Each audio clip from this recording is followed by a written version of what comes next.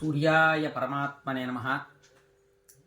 రేపు రథసప్తమి, మాఘమాసంలో వచ్చే శుద్ధపక్షంలో వచ్చే సప్తమనే రథసప్తమి సూర్యుడి యొక్క జన్మదినంగా పిలుస్తారు. కావున ఈరోజు ఏ క్రతువును ఆచరించినా సరే చాలా విశేషమైన ఫలితాలనిస్తాయి.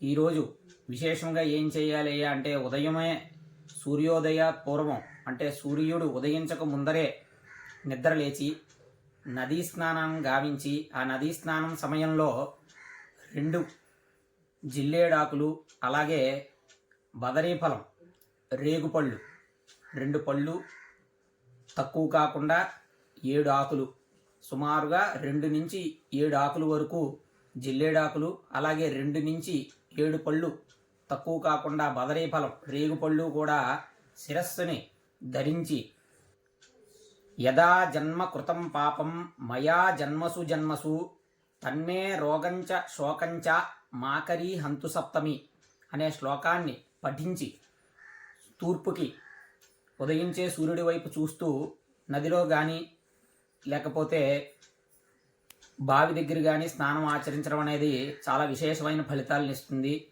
అలాగే రేపు అలభ్యయోగం భౌమాశ్విని అంటే మంగళవారము అశ్విని నక్షత్రంతో కూడి వచ్చిన రోజుని అలభ్యయోగం భౌమాశ్విన్యాం మహాదేవి సన్నిధౌ జప్త్వా మహామృత్యుంతరతి సమహామృత్యుంతరతి ఏవం వేద అని చెప్పి దేవి అథర్వ శీర్షంలో చెప్పబడి ఉన్నది.